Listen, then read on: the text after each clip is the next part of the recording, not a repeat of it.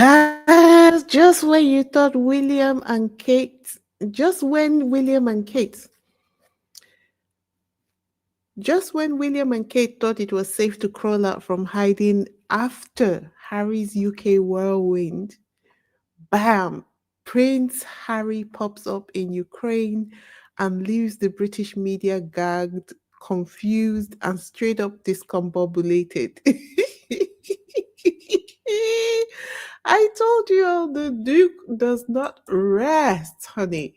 Oh my God. When I tell you I've never been so proud of anybody in my life, believe me, I am so proud of Prince Harry. It is crazy to think how far he has come since he stood down from working as a senior member of the royal family. Welcome, everybody. Welcome to the Isabella Banks YouTube channel. It's your girl Weezy here, and as always, it's a pleasure to be here with you guys this evening. If this is your first time on this channel, go on, hit that subscribe button, give this video a big thumbs up, and drop your thoughts in the comment section, okay? And if you have been lurking, you come in, keep an eye on us, like what we're doing, but you haven't yet subscribed. Tell me, baby, what are you waiting on?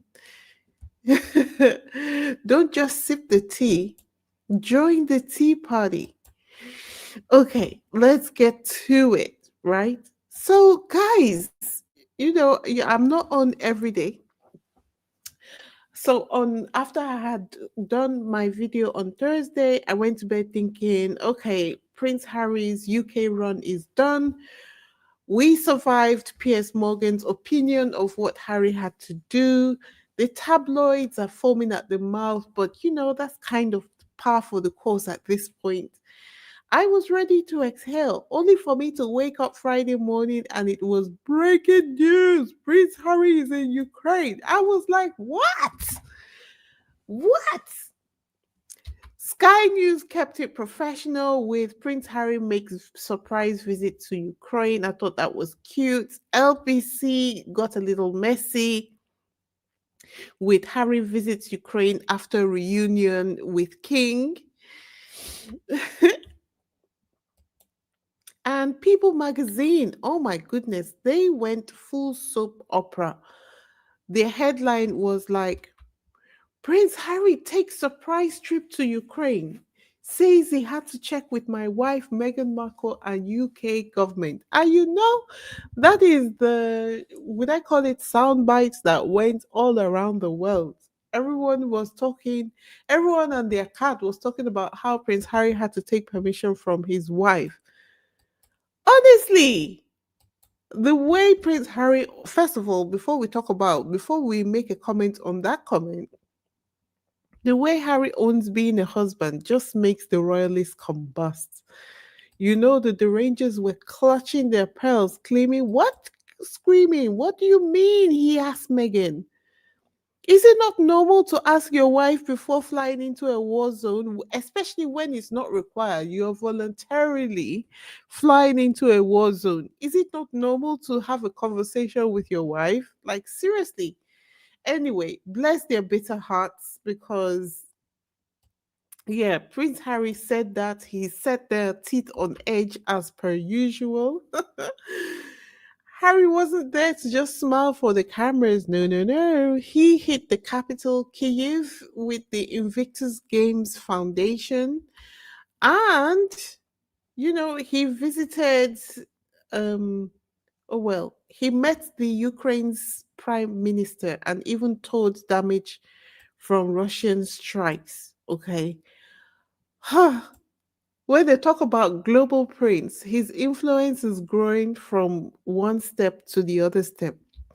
And let me tell you, there was a particular picture of Harry at the memorial.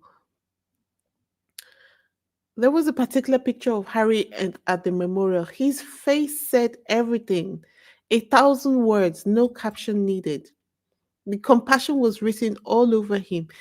Isn't that what a leader should look like? And particularly in today's climate, I don't know why people would have a problem with, I suppose because he is not being brutish, he's not being rude, he's not being racist, he's not being um what is point he's not displaying characteristics which are now popular in today's political environment. And so people would look at him and say, oh, he's weak, he's this or he's that. But he is like every person's dream. If you're thinking about who you should interact with on in mm, today, this is the kind of person that you want to interact with. And so just seeing someone who is empathetic, compassionate, but decisive and strong, it's almost like Prince Harry is a unicorn among goats. Guess who were not happy? Of course, the British media were not happy. As one person said on Twitter, UK press who thought Harry was their new bestie but didn't know about Harry in Ukraine until the news broke. I thought that was hilarious. Like, it's true though, because they would think, oh, we're talking positively about him now. So surely the relationship between us and Harry must be on the mend as well. I don't know why they have sort of like put themselves in the position of Harry's family.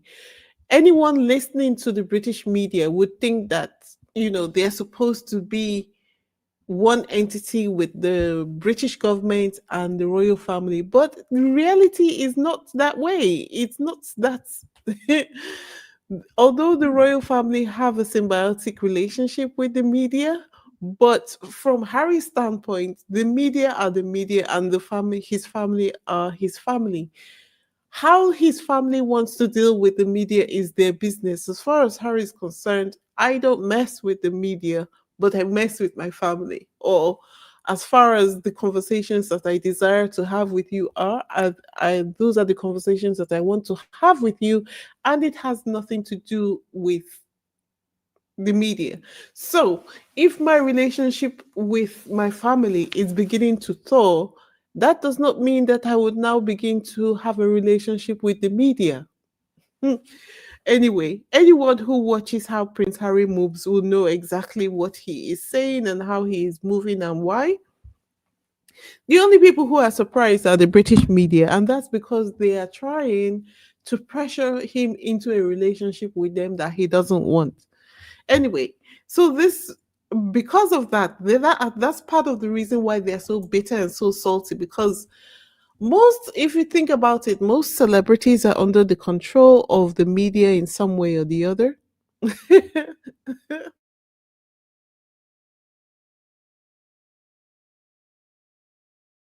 Most people who they cannot blackmail, they cannot pressure into doing or performing for them.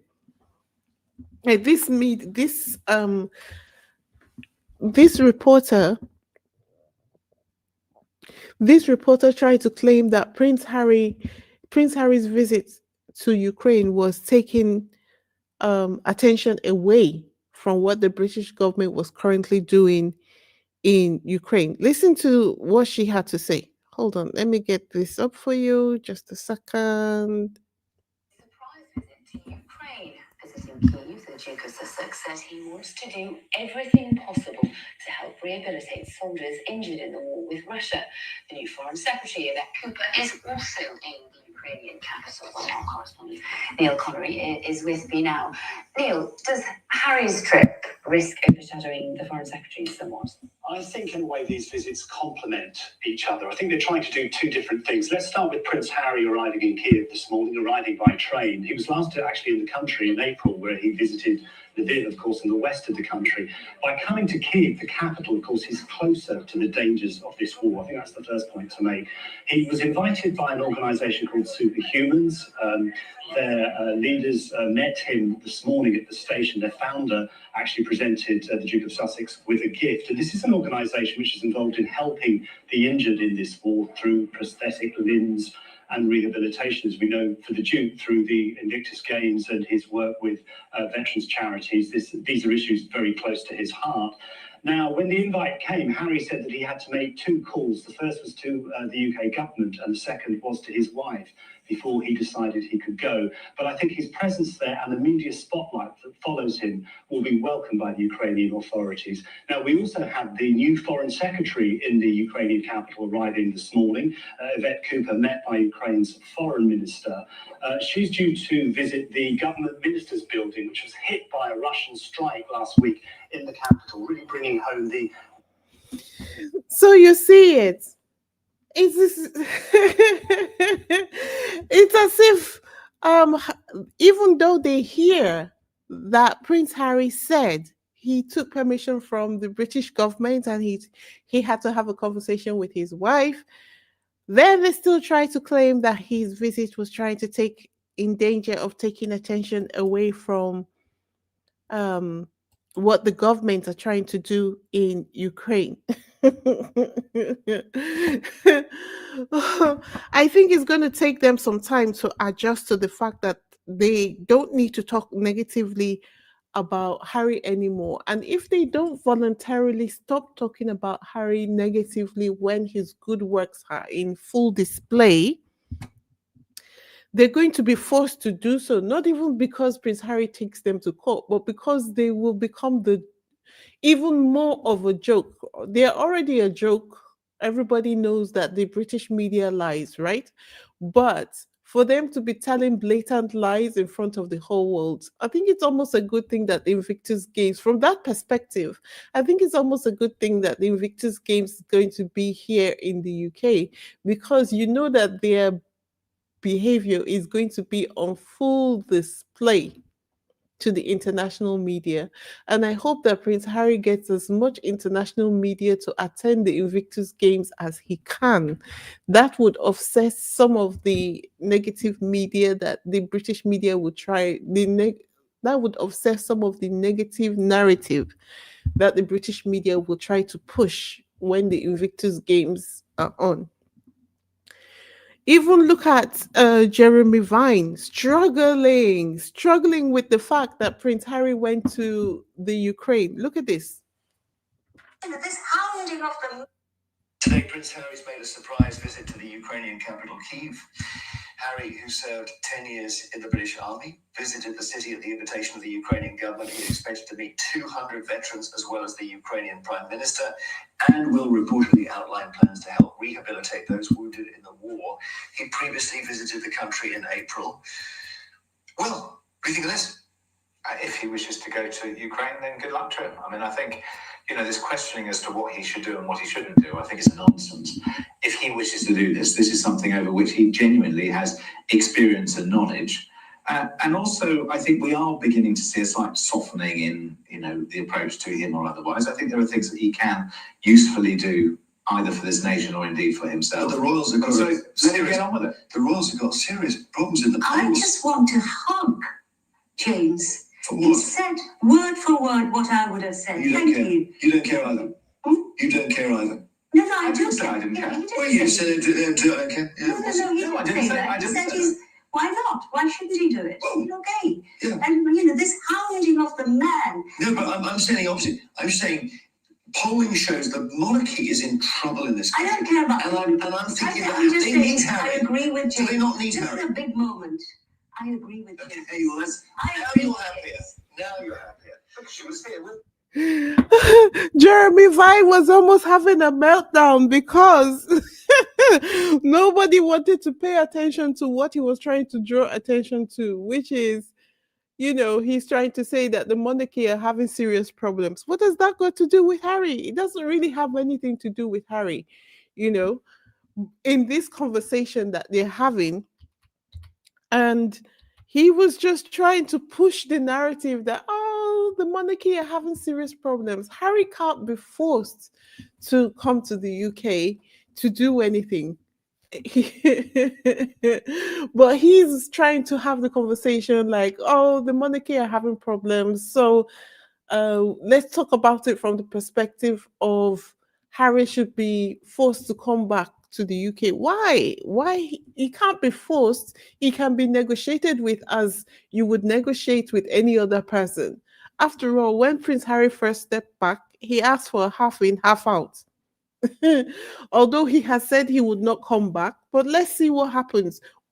In my opinion, whatever Harry decides that he wants to do, I am happy with. You know, if he says he wants to come back to take on one or two things because it will help Invictus Games, fine, he can do that from Montecito. If he says he doesn't want to, fine, I can completely understand that as well. As I said, anything Harry wants to do, I am here for that as well because they are the ones with the intimate knowledge of exactly what's going on behind the scenes. Anyway, meanwhile, back in the UK, William's team is out here throwing hissy fits, leaking headlines like Harry's shock Ukraine trip set to deepen William feud after Palace fury. Like, how many headlines can you mash into one headline?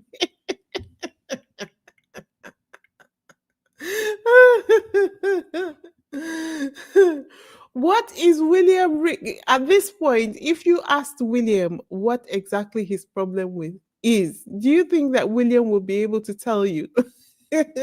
Will he be able to say exactly what his problem is? I'm sure if you ask him, he will be like, where do I start and how many years do I have to talk? If they sent William to therapy, he would probably spend 100 years just trying to talk about the introduction of what his problems are. Anyway, yes, William is incandescent with rage again. Incandescent, I tell you, totally incandescent.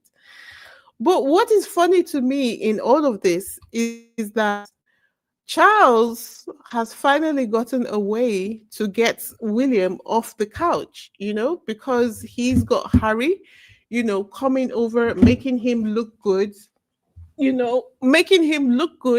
by accepting the meeting with Harry. That made him look good, to everyone because supposedly Charles is supposed to be the head of the Church of England. So it hasn't looked good for him that he has refused to create opportunities for reconciliation before now. So this meeting with Harry has made him look good, like he's looking like a forgiving father and all of that. But it also gives him the opportunity to get William in line. For someone who is as manipulative as Charles, then he's going to use it and say, well, okay, if you're not going to do what I need you to do as heir to the throne, since you are not carrying out any engagements, then guess what? All the things, all the agreements that we had regarding Harry, how we're going to ice him out, and all of that, I am going to disrupt that agreement right now. Harry, come in. Meghan, come in. Lillian Archie, come in.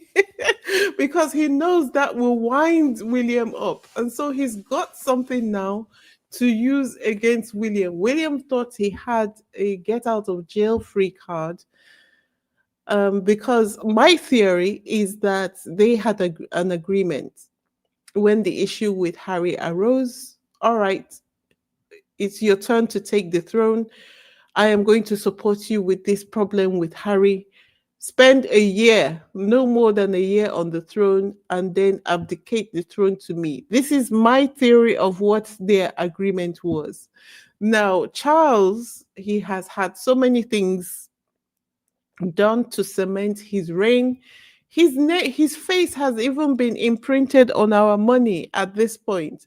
So how could he easily abdicate the throne without facing some consequences? I believe there would have been some consequences to that. And William will be like, no, no, no, that was not our agreement. And I believe my theory is when Charles refused to abdicate the throne, he decided to go on strike, only attending football matches and so on.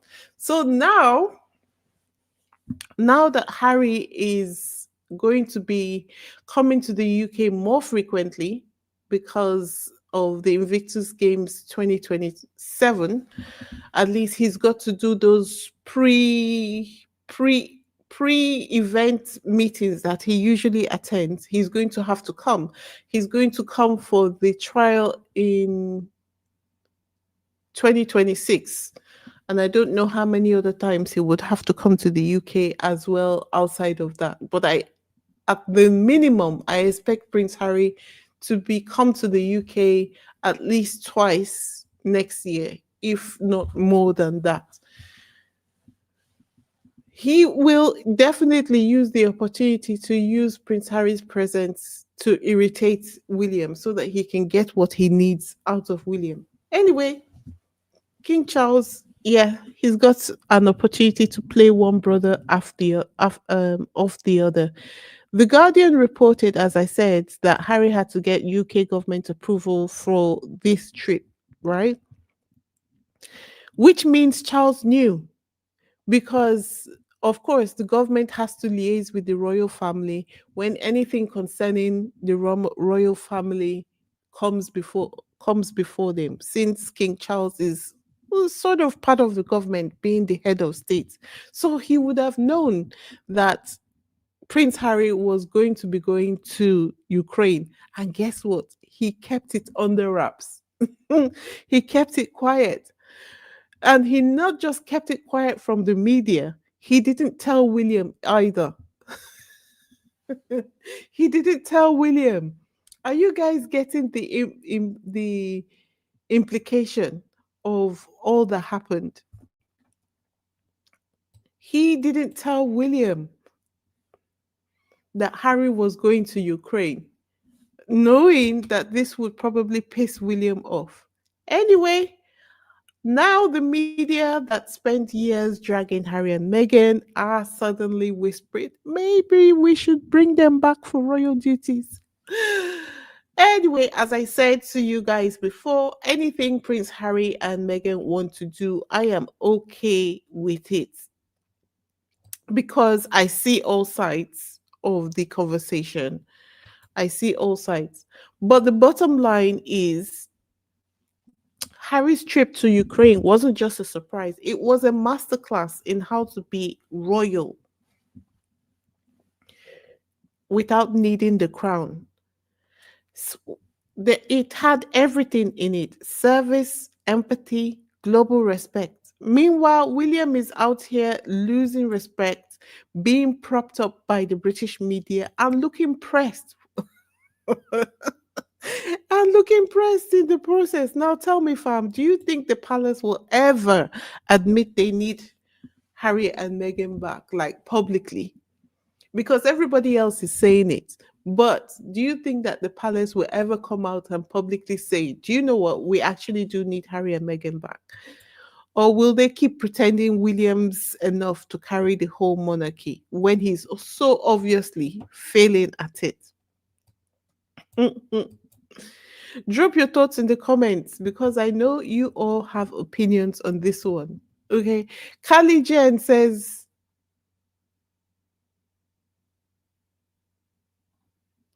uh, Kali Jen says, does anybody see ads popping up in the live chat window? Does the host get compensated? I didn't see any ads popping up in the live chat window on my end. I didn't see any ads. Lorna says I have had an ad at the bottom of the light. Really? I can't see it from my end. I can't see it, but hopefully we get compensated because they are putting the ad on my content. So hopefully we do get compensated. Kathy Gabby says beyond step by step, with a more like leaps and bounds. For real, for real. He has made definite strides in the last couple of days. What a whirlwind. I can't imagine the impact that having such a busy itinerary must have had on Prince Harry's body, like just physically, the effort it takes to put himself together for all the meetings that he had in the day, not just physically, but also getting all the material and the content that he needs to discuss ready. This is the reason why Harry has been so quiet. He has been working on this for the longest time because it takes a lot of effort to put something like this together, and he did an excellent job. Um, if you haven't already liked the video, please hit the like button. Uh, Lorna says King Chucky needs to stop having bedroom talks with Camilla if he wishes to stop the leaks. Right? Right? But I think he did a good job of that this time around because he knew about the trip to Ukraine and we didn't hear about it until Harry got to Ukraine. So maybe he's beginning to learn to button his mouth, right? Maybe we can only hope.